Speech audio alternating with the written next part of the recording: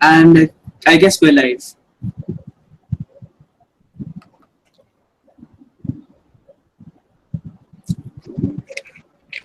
Yeah, my webcam's really set up in an awkward position. So if I'm looking at the screen, I'm kind of looking away from it. So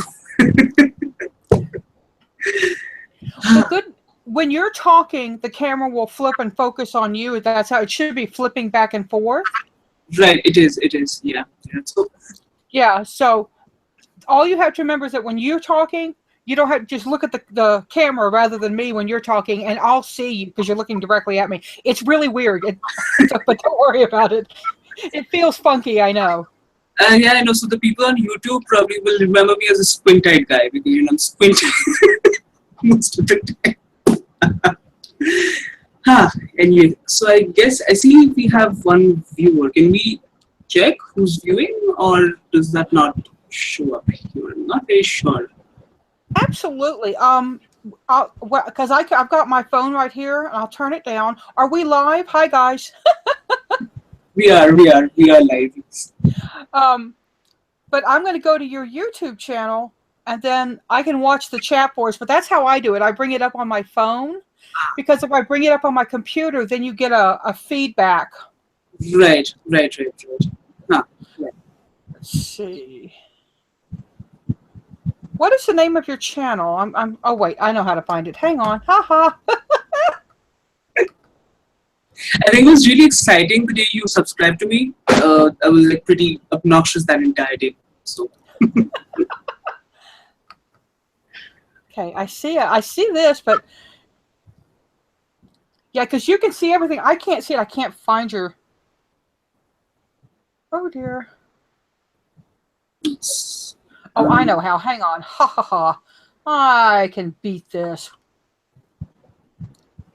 You know, for technology, it's kind of funky, the whole YouTube setup, because I don't know. Generally, I'm part of this generation. This should come naturally to me. It doesn't. It's not very intuitive. Exactly. And I'm trying to get the chat. Well, I've got it there. Oh, it is being just stinky. Well, we do have people watching, I guess. So the moment you said that, it went from 1 viewer to 3. So yes. Hi guys, we're getting things worked out, so bear with us. We're trying to get the chat to come up and all of that. So go invite people. Let me see if I can get. I can't get the link won't come up for me. So let's see.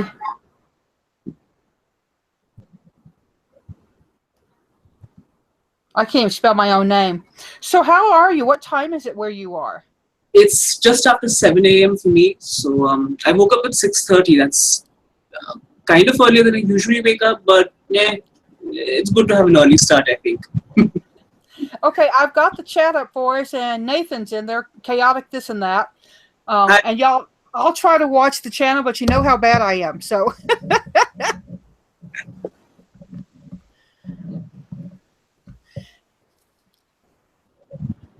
Right. So, I guess my first question would be, I think the first time I saw you, met you, I mean, not met you, but saw you on YouTube would be that...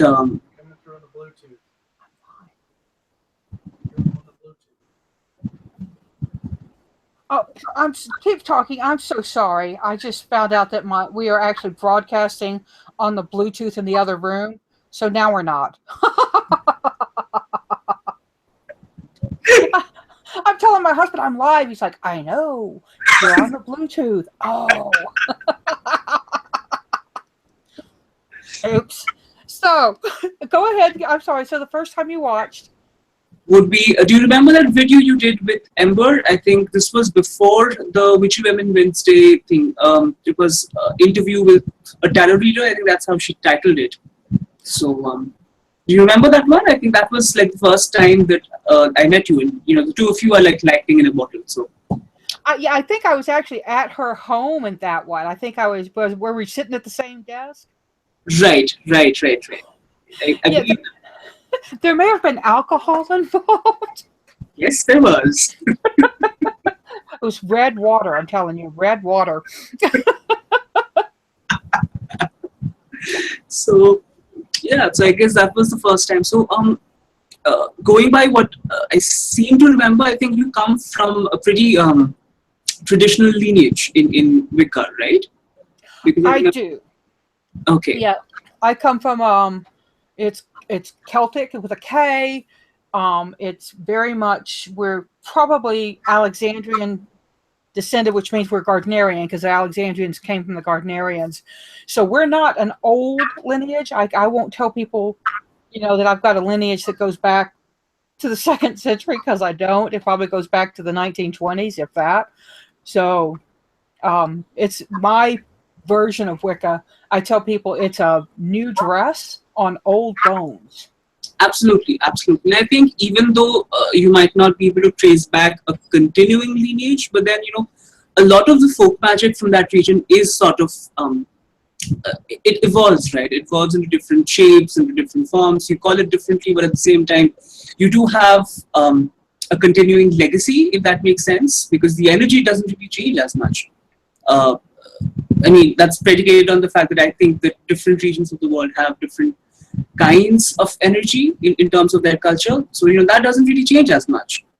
So, I mean, it's obviously been a loss for us that we've lost and we've forgotten a lot of things, but nonetheless, I think they still continue in some shape or form. Absolutely. And I think when you look at traditions like there in India, when you look at, because you can say to me, Durga, and we have thousands of years of stories and tradition and, you know, tigers and all of the things that are wrapped up into that particular deity. And she may have over the years, her worship may have fallen off, but I think it's been continual. Where with in our tradition, the Lady and Lord, I think there was a big gap. Maybe in the European pagans, it was a longer or more sustained. But here in America, it really wasn't because we were founded by deists, not Christians, but deists. And so there's been a very strong one God attitude in this country for a long time. I think the Romans had it right, wherein they spoke in terms of your gods and my gods and their gods, wherein I think the Roman Empire didn't really get into that much into people's religions. At least I'm talking about pre-Christian empire. So there is that, but I think we're getting there because. Correct me if I'm wrong, but isn't Wicca or alternative religions more, I don't know, they're easier for people to get used to in America these days? I mean, I'm sure it would depend on where exactly in America you are, but then in general, I think the acceptance has grown, right? To some degree, yeah, there's a better tolerance in terms of live and let live. But, I mean, where I live, I wouldn't just walk up to somebody and tell them I'm a witch. Mm-hmm. I just wouldn't because it's a very, very conservative community. And it's actually, in some places in the States, it's not really safe to be pagan or be a witch out loud. Right. I think we do get a lot of the same thing here in India as well, especially the word witch, or I mean, we have specific words which translate to the word witch. We have the Dakinis, we have the Churels, who are supposed to, those words translate to hag, the word hag, more than the word witch. But then if you're looking at someone like say a practitioner of magic, we have the tantrics, and they also have, it's not a very positive word. It doesn't really have very positive connotations amongst the general masses. But in India, I think it's less about being intolerant of tantrism and more about being afraid of it. So the emotions behind the unacceptance might be a little bit different, but it's still not acceptance, right? So, Well, in America, we still have preachers in churches preaching against things like Zen, against yoga. mhm, mhm. So, it's a different causes fear in every place, right? I mean, we look at people who look different or sound different from us, and we're afraid of them. Right, right. I think Generally, for good reasons, in certain cases. I mean, like exactly. the natives of Africa didn't really welcome the British who came over. I don't blame them. So, but yeah, so I think it's an interesting thing and there is a change. There are different churches. There's different. I mean, I can talk to my Christian friends, and we can have open, honest discussions. So, but there are some that no. Mm-mm. Exactly, exactly. So I think that's pretty interesting. We don't. I'm not sure whether you know, but how does alternative religions gel with, say, the Native Americans in America? Is it like? I'm sorry. I'm actually very ignorant about Native American culture in general. So do alternative religions find a little more acceptance in those communities, or is it the same, or I'm not sure.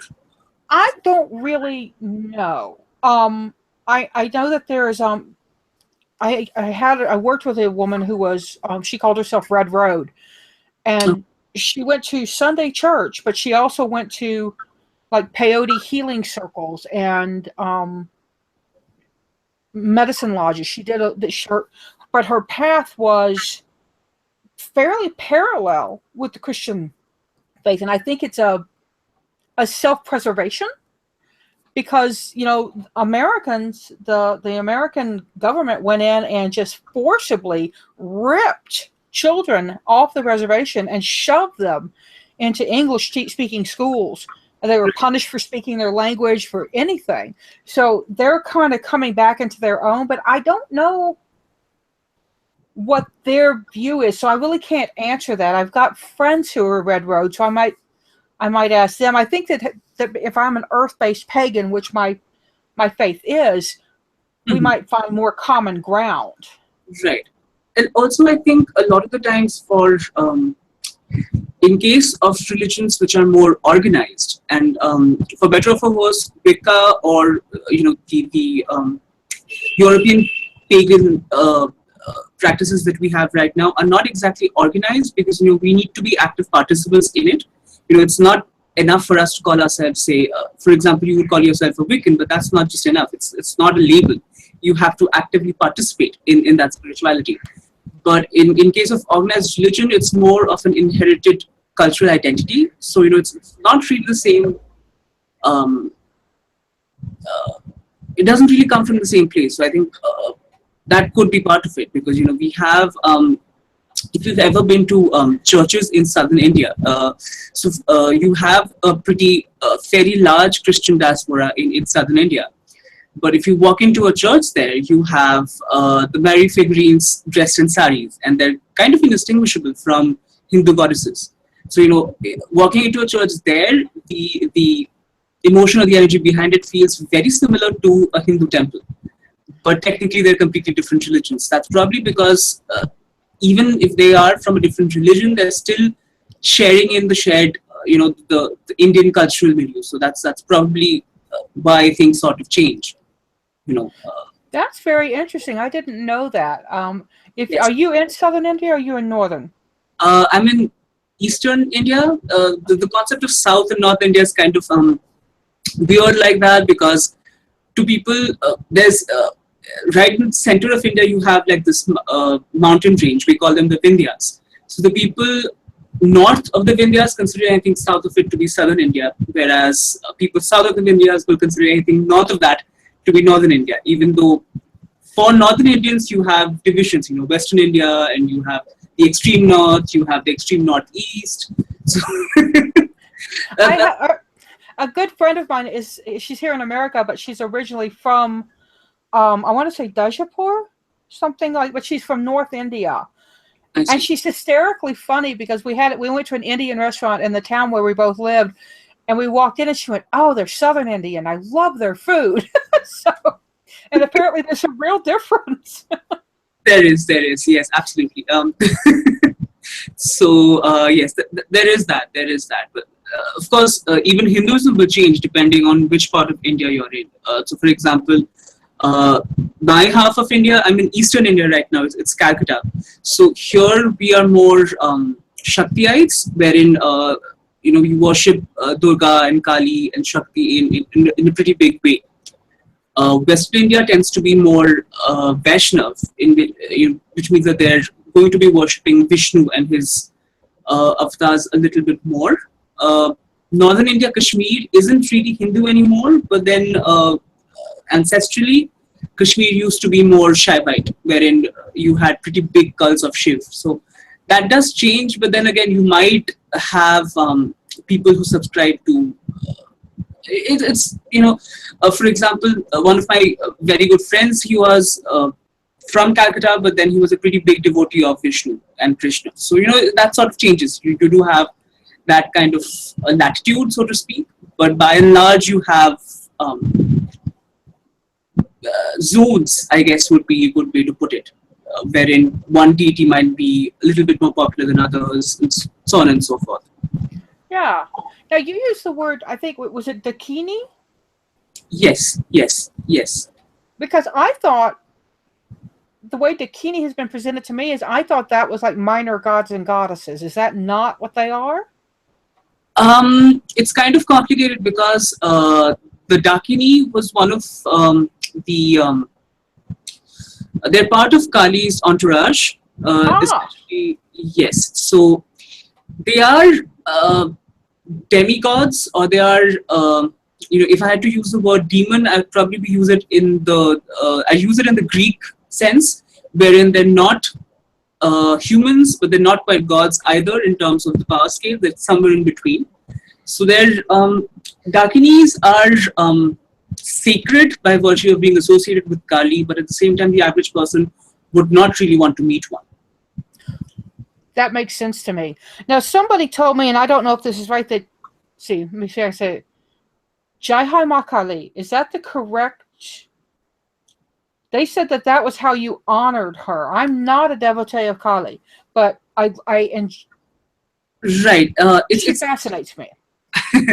It's just a phrase that means victory to Ma Kali. Jai is victory. So, it's sort of like victory be to you.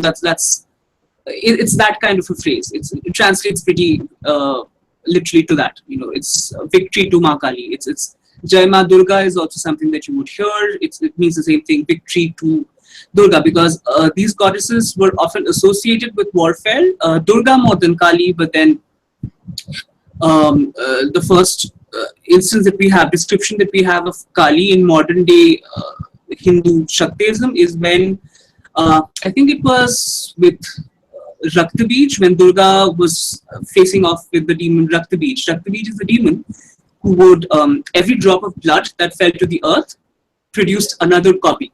So, you couldn't just, slaughter him and be done with it. You would just be increasing your problem. So, Durga faced off with him, and she grew so mad at him that Kali sort of, bless you. Sorry. It's that time of the year here as well, so I just got a really bad cold last week. So it's allergies here, and is in that the fight where, because Durga didn't have the tiger until that fight, right? That's where her tiger companion showed up and she rode into battle. That would be part of it, because I think the tiger iconography started when she was facing off with, it was a war or a campaign with Mahishasur, the buffalo demon, and these are like individual battles part of this war. That's sort of like, this comes from the Chandi part, which is basically a group of 700 verses dedicated to the goddess. So these Wow. are the episodes that are described in it. Raktavij is one of those episodes wherein Kali basically appears from this dark cloud of energy that begins from Durga's third eye, and she is different from Durga because Durga is a what's the word for it? Military, is that the right word? What's the adjective for military? Um, I want to say marital, but that's not quite it, is it? What I mean to say is they're associated with warfare. So Durga is definitely a goddess that's warlike. You invoke her during times of war, but she's still controlled. She's sort of like a nuclear missile. It's controlled. I mean, she's destructive, yes, but it's still controlled. You can sort of aim her, so to speak. But with Kali, it's you can't control Kali. That's sort of like one of one of the most basic aspects of her identity. You cannot control her. So that's what happens. She slaughters Raktavij by basically sucking out his blood. She drinks it in so that you can't have more copies of him appearing. But then she gets drunk on that bloodlust, and she Oh dear. yes, she goes on a rampage, and then creation's about to end, and that's like a recurring theme because what happens is the pantheon of the nature gods. For example, you have Indra, you have Indra, who's the god of thunder. You have Agni and Vayu and the sun god, and all of that forms sort of like a second tier of gods in modern Hinduism. You have Brahma, Vishnu, Shiv, and their consorts at the top, and then you have the nature gods below them, sort of. So what happens is the nature gods are the ones who are really involved with all of these wars and whatnot, because they're the ones who have something to lose. Because demons would frequently attack them to try to plunder their kingdoms, etc., etc. The Trimurti not so much because they're sort of transcendent like that. So they're not really very concerned with them on with demons on a personal level, but they show up from time to time to help. So that's generally what happens. You have the goddess unleashed on the demons, but then the gods really can't control her, and it's only Shiv who can sort of control Shakti. So in Kali's case, Shiv lies down on her path, and then she ends up stepping on him, and that's when she comes back into her senses. So that's where the iconography comes from of Kali standing on top of Shiv. So that's that episode.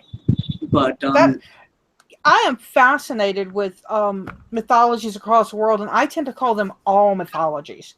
Christianity is a mythology, paganism is a mythology, everything, because for me it's more respectful that way, even feel. Right, and they are, I think, for the most part, because you might have historical figures who made it to mythologies. For example, I do think that Christ was a historical figure, but a lot of their stories are less about actual events and more about symbology, which is why I think that the word mythology is important. You could call them legends if you want to, because here in India, for example, a lot of people take offense into calling these things mythologies. I've gone into really bad arguments with people, and when I say that unless you can give me archaeological evidence, I'm not calling this history. I'm sorry. It's like a huge political argument. So Well, now, so I'm asking you questions. I'll be quiet. I'm sorry. I'm trying to get into. Let me quiz him on his culture. Stop it, Arwen. No, that's okay. So the second question that I had was that you have, for example, people who are initiated into traditions like you are, and you have a lot of self-taught solitary practitioners also. So apart from lineage, obviously, a self-initiated person would not be able to call themselves a Wiccan or from XYZ tradition. That is there. But leaving that aside, if I would talk in terms of, say, skill sets or witchy skill sets, if that makes sense, would you say there's a difference between people who are associated with a tradition or are trained in a particular tradition versus people who are self-taught? Of course, we're going to assume they're at an equal level, but with that said, would you say that there are differences? Yeah, there are differences. whether they're good or bad, that depends on what side you're on. Right. For me, sometimes I see people who are witches and have been witches for a long time, and they don't have the same foundation training that I do, because in my tradition, we trained across a lot of things. So we have a pretty broad base tradition to grow from. And so I meet some witches, and for instance, astrology was a part of my training. And I meet witches, and astrology was not part of the training. And for a while, I had a superior attitude in the back of my head of, well, you don't know shit, do you? And I understand that they know a lot more about other areas that I don't. Because when we did the broad based stuff, we didn't do really focused. Of course, of course. It's all Right. So yeah. so it's all perspective. It really is. And if somebody tells me that they're Wiccan, I do have an expectation of some of the ways they're going to do things. If you tell me you're a witch, there's a broader base for Right. that. Right. And if as long as you don't say that you're a part of my tradition and you go and do something that is something we wouldn't do, that's the only thing that I'm going to get, upset about. Is if somebody says they're a Wiccan and then they go kill a puppy for sacrifice, something like that. I don't know anybody that kills puppies. So, but You're not too maybe because Willow did that, and she's supposed to be a badass Wicca. That's a Buffy reference. But okay, I see what you mean, because I think the word Wicca and Wiccan have been co-opted and hijacked. I find, because things which used to be called Wiccan based in the 1970s is now just called Wiccan, and that's not really the correct term, because if you call yourself Wiccan, then you have to be initiated in that tradition. It's a question of legacy and lineage, right? Wiccan based is, of course, one might like the way things are done in Wicca and then pick up those practices, and that's Wiccan based, which is fine, I guess. But it is like, a far more serious thing to call yourself a Wiccan, because then that's that has to happen. One way to look at it is just to look at Christianity as a big umbrella religion. And then underneath Christianity, you have Coptic Christians, you have Baptist Christians, you have Catholics who are Christian, you have all these different types. And under the umbrella of witch, you have the same thing. You have hedge witch, green witch, Wiccan, witch, eclectic Wiccan. And I do think that the term has evolved from the earlier time, but a lot of that is because it can be more open. And the minute you open something up, you allow changes. Right. That's so. It's true for languages also, right? The reason why Middle English is so different from modern day English is because we allowed change. Not we, but they. You know what I mean? That's not French. Middle French is pretty similar to modern French. And that's because they're pretty strict about the sort of changes they allow in their language. They have like a government body and everything. So that's true for everything across the board, I think. And if we look at Catholicism today and Catholicism in the 1500s, big difference, right? I mean, huge difference.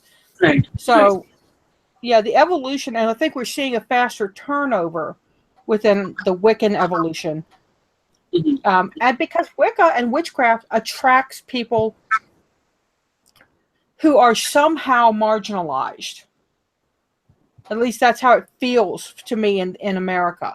Those of us who felt like we didn't fit in, we needed to find our place, and we found this, a fellow group of weirdos who understood us. So I really think that has a lot to do with why it's changing and evolving so fast. Right. I think it is because Wicca or witchcraft, in a lot of cases, I'm not sure if that's the case with, say, what you call high magic. I forget the technical term for it. Selenia? Is it Selenia? That's ceremonial magic is a kind of a broader term for it. Yeah. Right.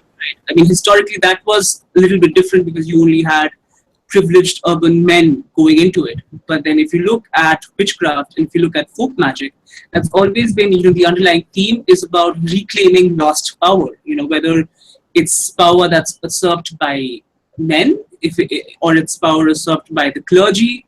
It's always about, disenfranchised people claiming back a part of their power. That's true for voodoo.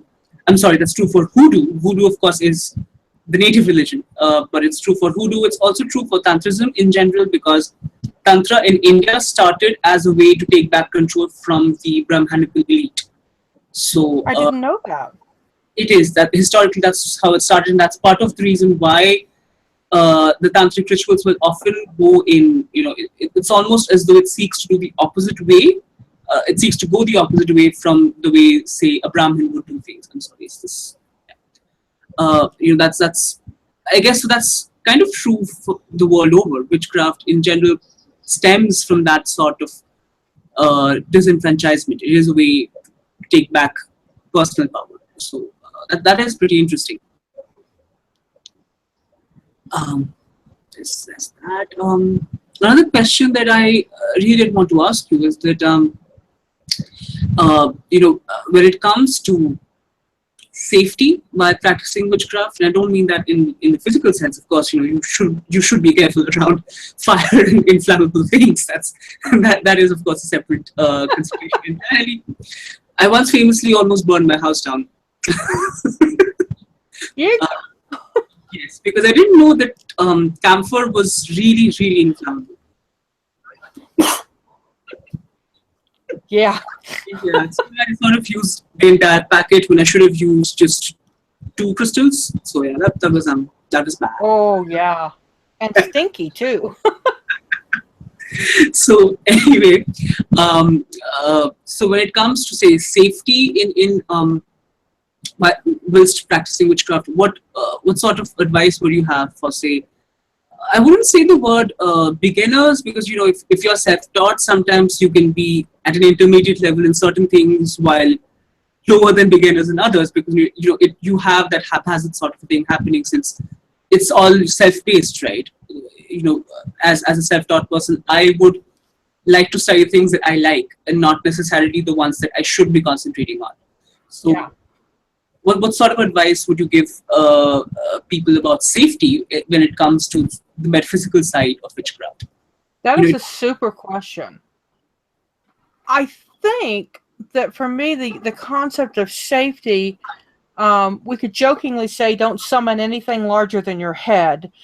But for me, the idea of being safe when you're doing work is to know your business, have a clear picture of what you're going to do. It's like if you're going to go, into the kitchen and make a meal, you don't just turn the fire on and start throwing things at it. You know what you're going to do. You know what spices you need. You know what meat you need.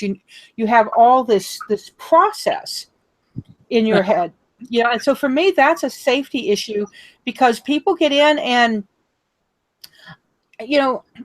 I've seen people, the way you open and close a circle to me is super important. That has a lot to do with how I was trained. And I've seen people open circle and then never close it. And basically, that's like opening up your metaphysical door, doing your work, and then leaving.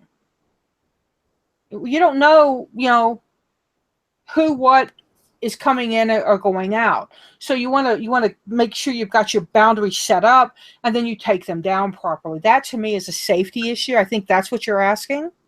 I believe so. So just to clarify, when you say so the way I generally do things is it's sort of like, it's definitely Wiccan style, because that's probably the initial sources that I got my hands on back in the day.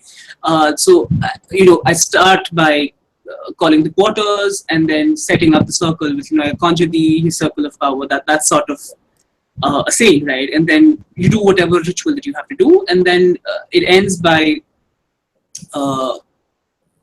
respecting giving paying homage to whatever to the elements and to whatever forces that helped you, and then sort of I hesitate to use the word dismissing, because you are calling on forces greater than you are, so you shouldn't be that you know naughty with them. It's not dismissing so much as politely saying them, okay, you can leave, right? And then Yeah. I say something on the lines of the circle is open but unbroken. So is that what you mean by closing a circle, or is there something? Absolutely. Absolutely. That's exactly what I mean. Is paying attention. Whatever you've called in, you thank and you give leave to leave. Right. You say, and may there be peace between thee and us, thee and me forevermore. It's kind of a ritualized phrase I use. Right. But you do it, and you thank the lady and the Lord if you've invited them in. You thank, and then you let them go, and then you open your circle and you say, the circle is open but never broken. And that's a takedown for me. That's how you take things down. Somebody did ask you a question. Oh, okay. He said, can you talk a little about puja versus other rituals, if it is okay? The word is spelled Puja. I don't know what it is.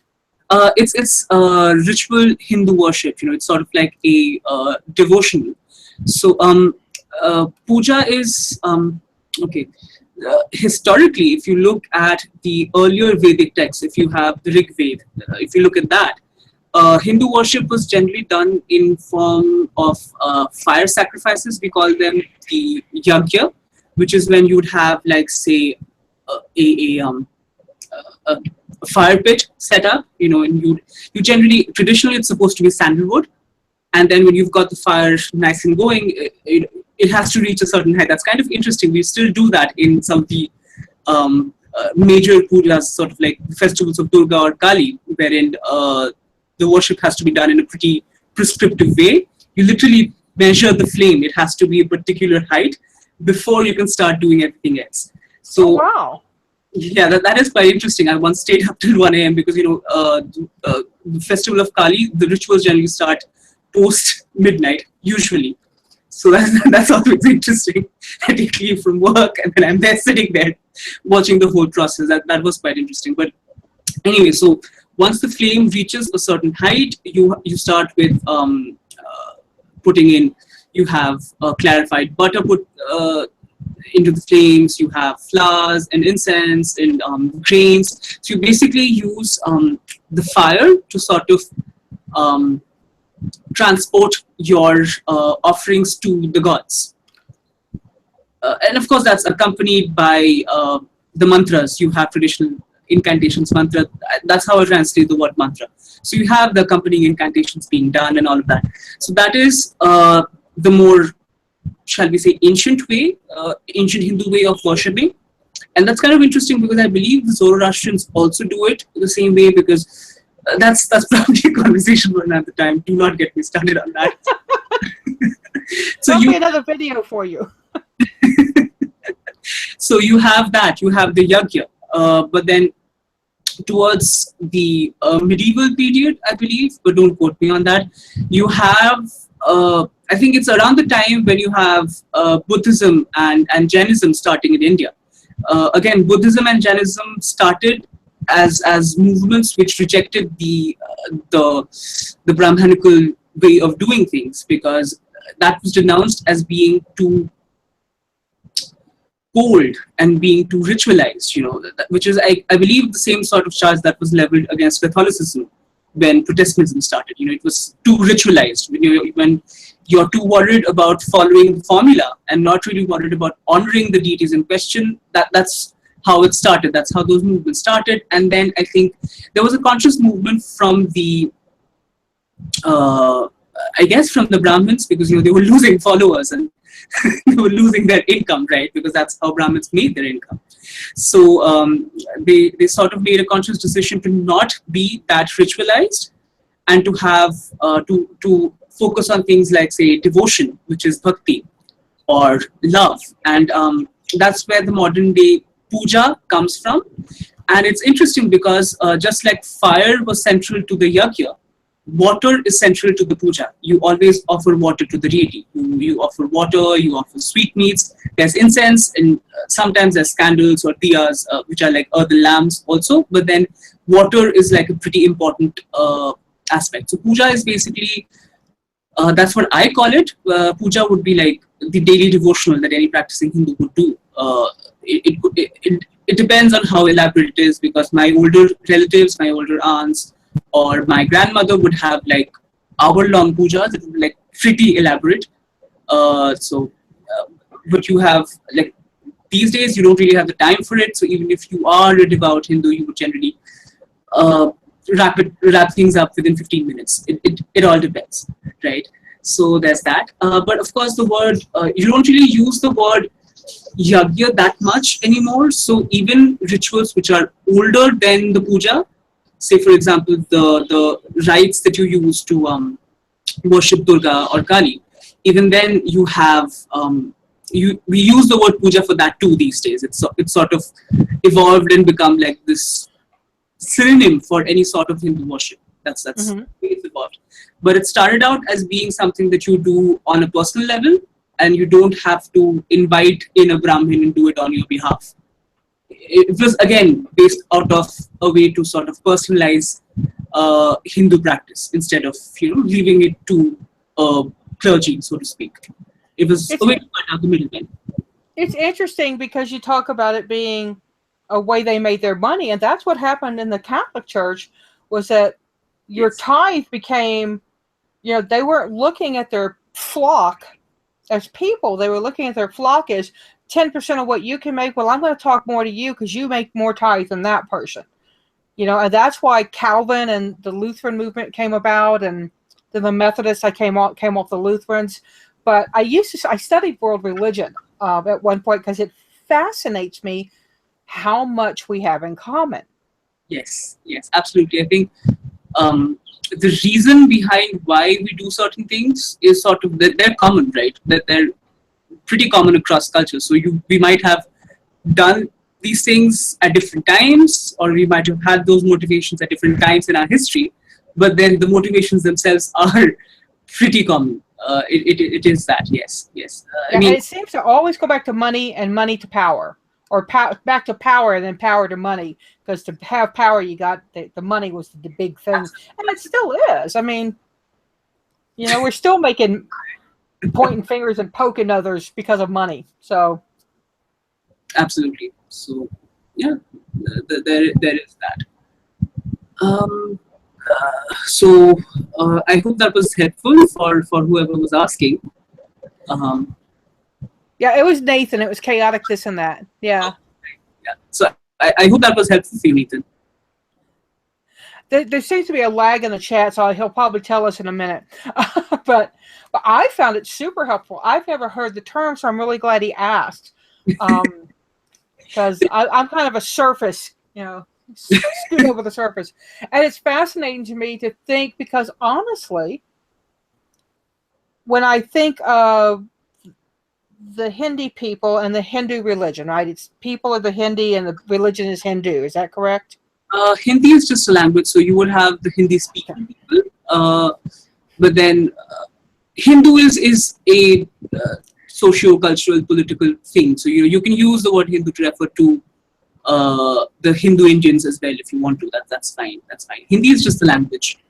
But I never thought about Hindu having sects or different parts, like Christianity has Baptist and Christian. They practice in different ways. But what I'm hearing from you is that there are different.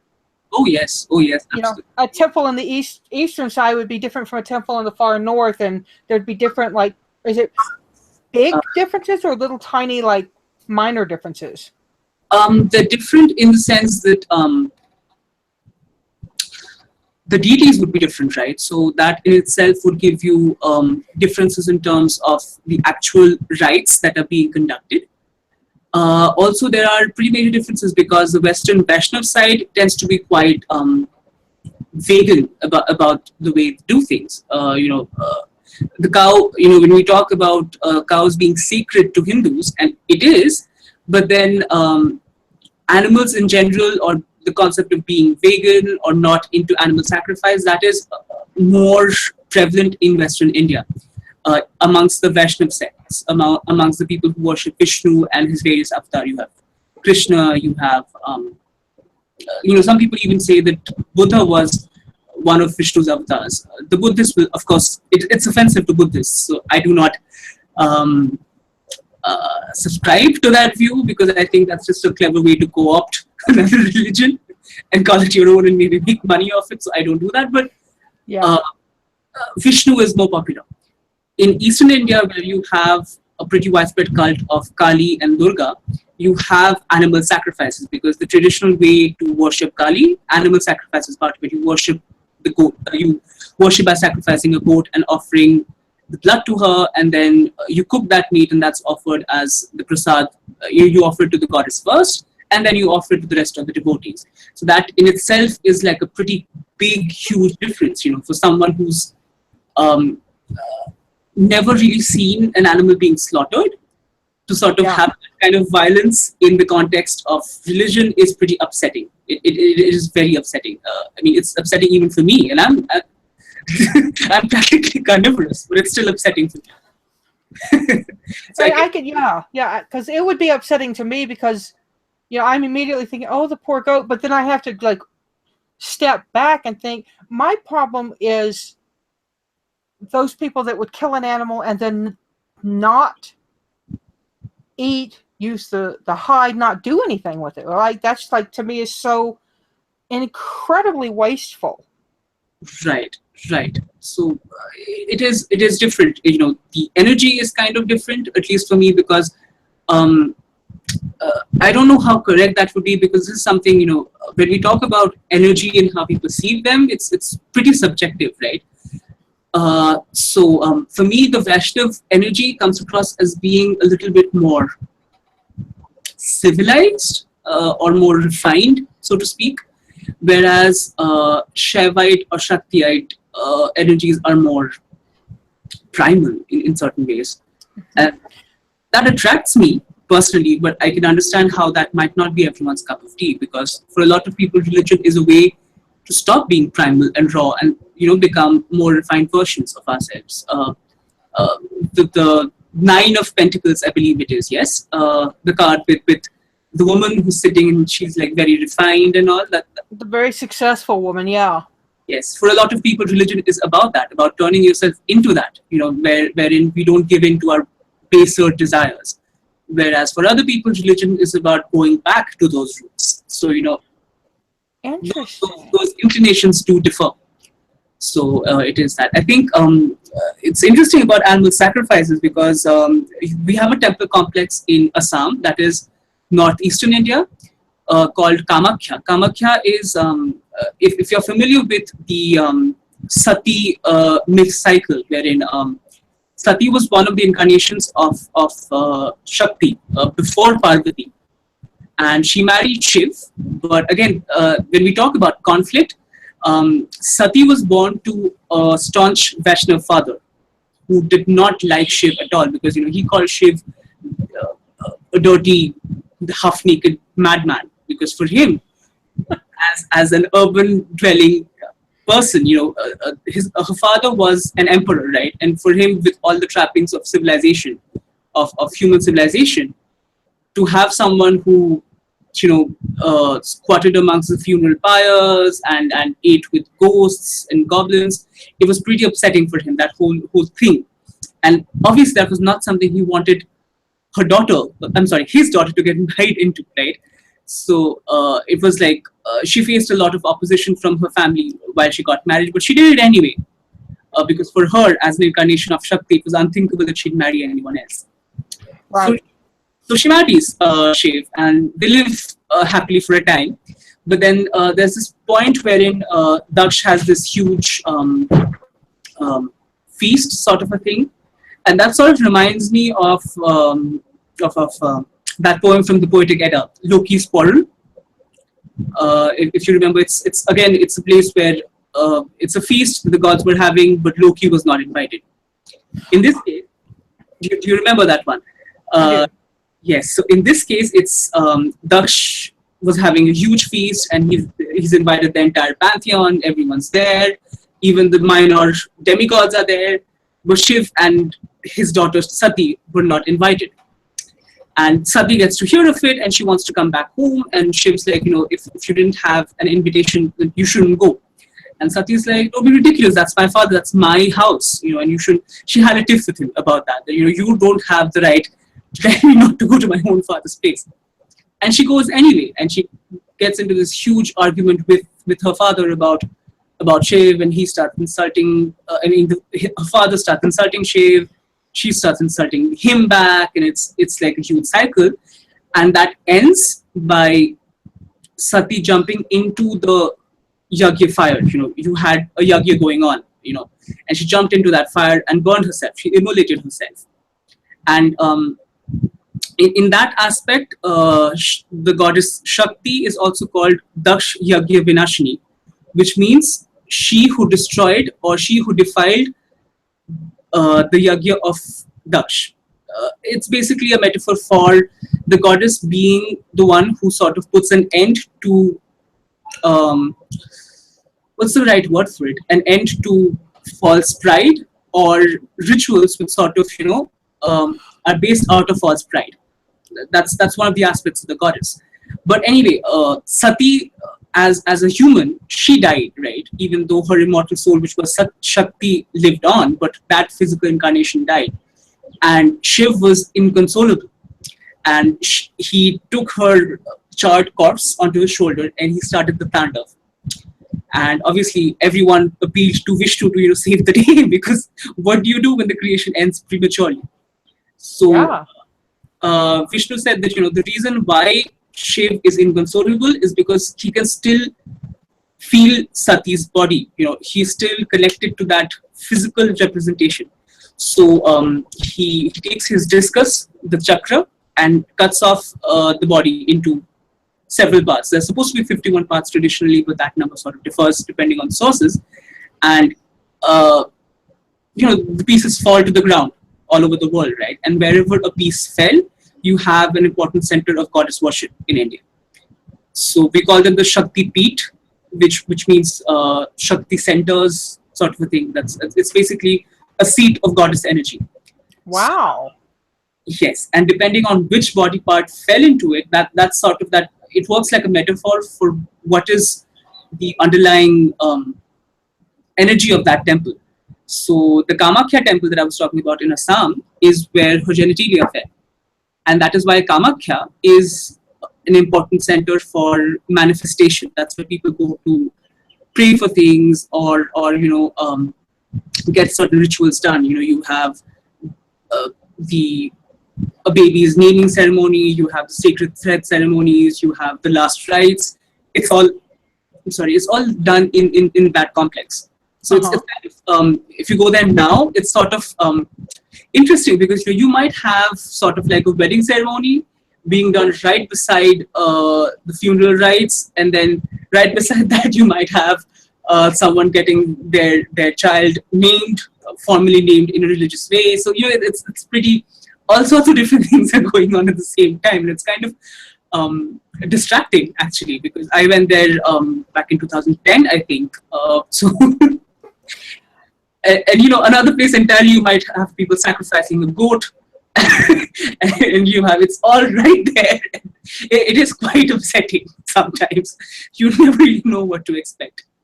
That's kind of crazy. I mean, it sounds chaotic, but in a way, I think it would be kind of cool to be taking my child for a naming ceremony and having somebody being honored for their life near me. I mean, I would think that would be kind of an additional, for me, an honor for the child in a way, because maybe, I don't know.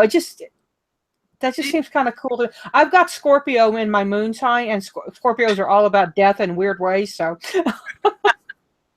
it is quite interesting like that. It's said that generally for any of these ceremonies, you have auspicious times. So we've got our astrologers looking at the charts and figuring out when would be in auspicious hour to do such and such ritual. That's like part and parcel of, if you're doing it traditionally, that's the way you'd start. In Kamakhya or in any of the Shakti Peeths, you don't need that. because that place is so sacred that any ritual you do there any time of the day is going to take. You don't really need an additional auspicious time. That's That because makes sense. that energy is powerful enough to offset any inauspicious energies that might be following you around based on your star chart. So Very. I could talk about the different. I could talk. I love cultural stuff like this, so it fascinates me. India is a place I will one day go. That is absolutely absolutely, um, it on is. my a list of places to go. I want to go, and I want to be that tourist. I want to see the Taj Mahal. I want to see the forest. I think is it Western where The there's a huge forest. um, probably there's the Western Ghats. You generally have that's near the western coast of India. That's probably what Uh, you're talking about. Although we do have forests in central India as well, but it's a pretty interesting place. Make sure you have a lot of time on your hands to really explore all the different places. yeah, Um, I have a friend that goes there twice, at least 4 months, usually six. She splits her time between the U.S. and India, and is actually from Australia. But she and her husband met when they were both at an ashram in India. They met there, so it's very special to them. But if she needs medical work, she goes back to India. She says, I trust them," which is, and of course we here in the West are like, but the medical system. I had a friend who got very sick in Nepal, and she's talked amazing about the amazing doctors and nurses that were there in Nepal. And it's a thing that I think Westerners have to get ourselves out of. The idea that just because, somebody told me they thought India was a third world country, and I had to laugh at them. I said, "Do you realize the technology advances?" I mean, have you paid attention? So, but I do have a very, I don't know what it is. It's almost like I've been there once already, and I haven't. But I have this memory of having been in India at some point. So so I that don't know what it is. I'm not sure if you believe in past lives, but I do. that that that could be part of it. Yes, that's always interested me. I think I'll probably have to go in for a past life regression at some point. Hopefully, it won't be anything traumatic, but it's on my bucket list. I seem to have died young at one past life because I did this one memorable tarot reading back in the day of myself, where it sort of kind of hinted that I died young. So that's going to be fun to talk about. Like 3 or 4 years old, young, like a little bitty. I want to say 6, but I don't know where I got that from. I could just be making that up out of thin air for all we know. But I think sometime around that age. But again, I'm not very good with the tarot when it comes to things of that sort. More speculative things. It's kind of difficult for me to really find confidence in what I want to say. Because I look at a card and I might get bursts of intuition, but for things like past lives, I don't know how much I can trust that. And I have the same problem because I'm like, is this truly intuition or is this just overactive imagination? Exactly. And you just have to start listening, and there's a feeling, I call it a bell, and it's not actually a bell, but it's like this ting, this click that I get when something's right. It's almost like hair on the arms kind of stuff. Mm-hmm. I totally get that. That's sort of the way for me that I found that the gods talk back. Because you've spoken about that one memorable time when a statue came to life for you. But for me, it's more about that, wherein they speak more in terms of omens, or maybe they speak in terms of thoughts that come inside my own head, but I know that that's really not what I was thinking at the time, so it's probably from different sources. It's difficult to really put into words, but it feels different from a thought process that I had and followed to a conclusion, and suddenly bang, it's something else. So okay. Absolutely. And trust that. Trust that, because when you're looking at the cards, the cards are using like symbols. You might look at like the Nine of Pentacles. You might look at that, and the only thing that you really pops at you is the bird. The bird is super important right then and right there. And then you have to kind of back up and go, okay, what's the message I'm getting from that bird? Right. And that's where your intuition starts kicking in, and maybe that afternoon you see a hawk where a hawk shouldn't be. Right. So that, I think, have you worked with the Tarot of the Radiant Path? It's a Polish deck. Hang on, I have the deck. Give me a minute. I'm sorry, I'll be taking up too much time though. It's already 8 a.m. Let me know if it's time to wrap up for you though, because yeah, I've got about 5-10 minutes more, and I hate to wrap it up because I'm really having fun, but yeah, I need to, because it's a little late here for me. I'm an old woman. I like to go to bed early. It's this deck. Have you worked with it? It's the Tarot of the Radiant Path. I'm not going to try and pronounce this. No. It's Switlestra, I think. Switlestra? Yeah. Cool. It is a pretty interesting deck because I love the artwork. It's black and yellow and white. Hang on, I'll show you a couple of the cards. So this was really interesting because the Tarot Forum listed this as being out of print and rare, but I went ahead and sort of checked on eBay anyway, and there it was. I had a copy of that listed, right? And I bought it. It wasn't even that expensive. It works out to around it was within $100. I remember that. But wow. I think it was between $50 to $100. So it was pretty, within range for me. And I ordered it and I got it. And 3 days later, that shop disappeared from eBay. They don't have any listings anymore. And I'm like, wow. Oh, yeah, I'm looking at it online right now while you're talking about it. It's very cool looking. It is. And what's interesting about this deck is it has a system. I think it's not based on the Rider-Waite so much as it is on the thought. But I don't know the thought system, right? And the little white book that came with this was in Polish. So obviously, I can't read that either. So for this deck, I have to rely entirely on intuition. I have to look at the pictures and think about what they remind me of or what it's trying to tell me. So that's been really good for me in terms of intuitive reading. The flip side of that is that I've read with this for so long, I'm starting to forget the Rider-Waite meanings. So for me, it's sort of been like a trade-off. So the better I get with this, the worse I get with reading Rider-Waite-based texts. So.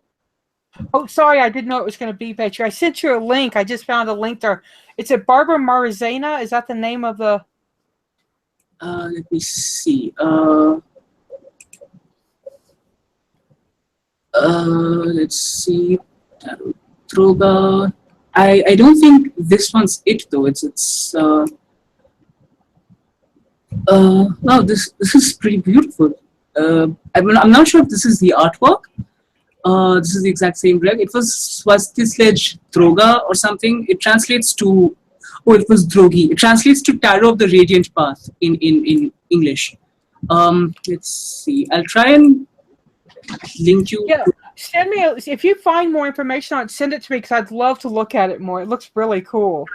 It is. I love this. So that was one of those interesting things that, sort of messages from the universe kind of a thing. So I know, right? So I lucked out with this one. So this has been my primary reading deck for a very long time now. But I should probably get back into trying to read the Rider-Waite system because I'm starting to forget a lot of that vocabulary, So yeah.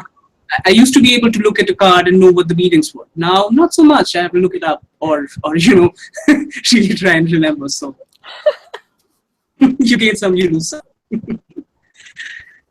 So there's that. And do you think we can squeeze in one tiny question?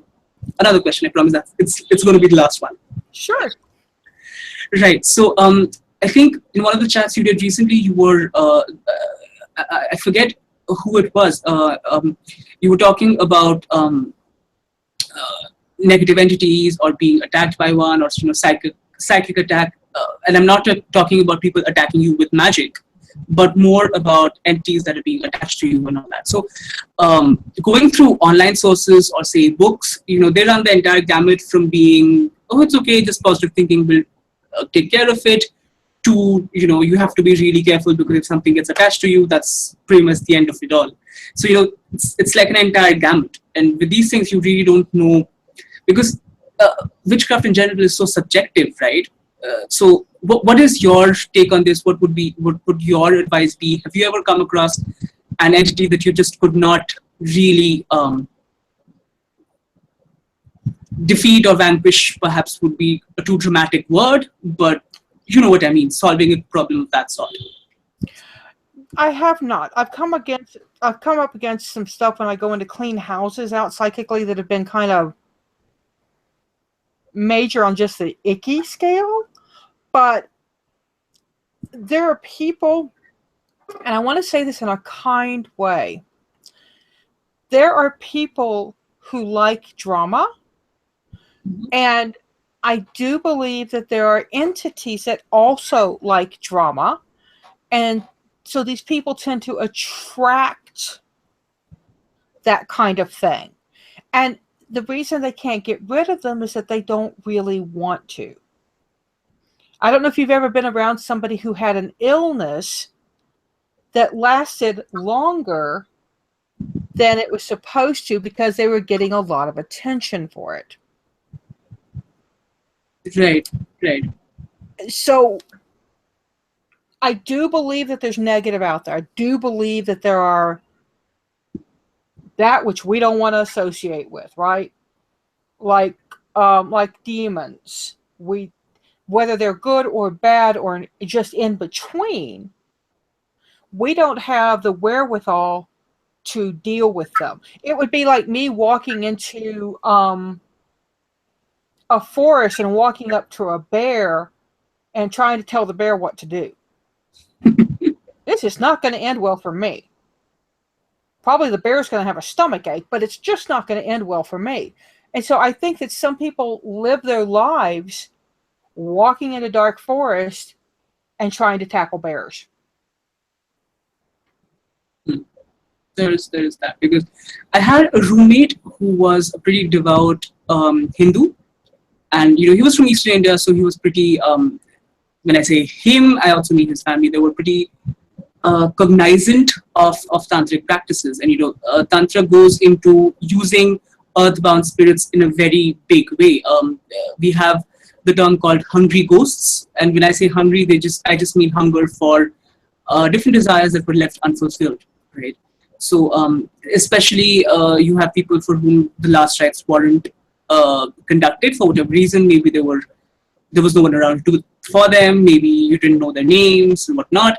So that leads to like hungry ghosts. And tantra goes along with it's a pretty huge aspect of practical tantra, is about how you can sort of use those spirits to do your bidding, sort of in the style kind of sort of like ceremonial magic, but not quite, because tantra is folk magic, but it's that sort of a paradigm. And he kept telling me that there was someone who kept trying to send such things against his mom, because she was besieged by that sort of a thing. By it was sort of like a haunting, only a little bit stronger, because the spirits were being egged on to attack them, because they were under the control of whoever was sending them, right? And they had been to a lot of different people try and break it. They tried tantric remedies, non-tantric remedies, and it would solve things for a bit, and then it would go back to square one. And that really didn't gel well with my worldview, because for me, it's like if you take concerted effort to banish something like that, it should work out. And that sort of really sent me for a doozy, because I'm a huge scaredy cat. Okay, so even being a witch, the idea of being haunted by something that I can't get rid of, it really scares me. So that sort of really, I don't know, that put me off kilter for a long time, because I couldn't reconcile that with my worldview or with what I knew of energy. So I don't know what that was. I don't know what your take would be on that. But again, Yeah, I could see it being very real. I can see it absolutely, the woman being under attack, but I can also see part of it is because of her own vulnerabilities. And if she's not building her own shields and her own protections, and not truly, because a large part of magic is belief, right? When we do something, we believe it's going to happen. So if she wasn't believing, she was still open to the attack then. So it's a kind of one of those things, you've got to be there on the ground, as it were, to find out what's going on. But hungry ghost, absolutely. That's also, I believe, a term in, I'm not sure about China, but in Japan, I'm pretty sure it is. I think it's probably a South Asian thing in general. But yeah, that's I think that's part of the reason why we cremate our dead, because in order to access my ghost, my spirit, if it would turn into a hungry ghost, you would need my physical remains. You would need my bones, and if they burn my body, you don't have bones. That makes sense. Right. So you have tantrics grave robbing Christian cemeteries or Muslim cemeteries here in India, or they will they tend to be in cahoots with the doctors here. Some of not the doctors so much as the medical personnel. So you have a lot of John Does and Jane Does disappearing from the morgues, because that's what you need it for. Oh, wow. Yeah, yeah. So that has happened here a lot, especially again in Eastern India where tantra is like pretty big. So yeah, I guess it differs, right? Because the reason why is attacking a witch versus attacking someone who's not into witchcraft personally and has to go through a middleman to solve a problem would be different, right? Because if I have to get it done through someone else, then automatically that sort of dilutes the power of that working somewhat, because I'm not the one doing it. I'm not the one who's consciously doing the energy work, right? Mm-hmm. Maybe that's something to do with it. But that's always been at the back of my head in some shape or form. That's part of the reason why I'm kind of anal about not using Ouija boards, or if I'm even doing a working or casting a circle, I'm very, very attentive to what I say or what I call in. So generally, I'll talk about calling in the elements, and I'll talk about inviting in the gods, but I will not keep those statements generic, even though a lot of formulas are pretty generic. You talk about whatever forces or powers would like to aid me in perfect love and perfect trust, XYZ. But I'm kind of afraid of using those terms, because I find, like, what if I end up inviting something that I really don't want it to, that sort of a thing. That's probably overkill from my side, but It's a safety issue, and if it makes you feel safe, then that's what you should do. And it goes back to the don't invoke anything bigger than your head. So is that it sort of turned me off of trying to find power animals for a very long time, or spirit guides. I think I'll probably start on that, because I would like to work with power animals, in terms of, say, the more Native American shamanistic approach. But yeah, that has been a pretty big obstacle in my path. I really can't get past that headspace that, what if that looks like a sparrow but actually isn't? It'll come. Don't push the river. Right. So anyway, I guess we are running on quite long. So this has been really fun. I am so honored that you asked me for this. I love talking to you, and I love doing this. So thank you very much. I appreciate it. Thank you. The honor was on mine, because you're like a celebrity crush for me for a very long time. So for me to talk to you, that's been amazing. It has been absolutely amazing. Thank you very much. Thank you. So you go on, have a great night, and then a great weekend, and then a great month and year. I'm going to go and head off to work. Thank you so much. Seek joy, y'all. Absolutely. Bye. Bye-bye.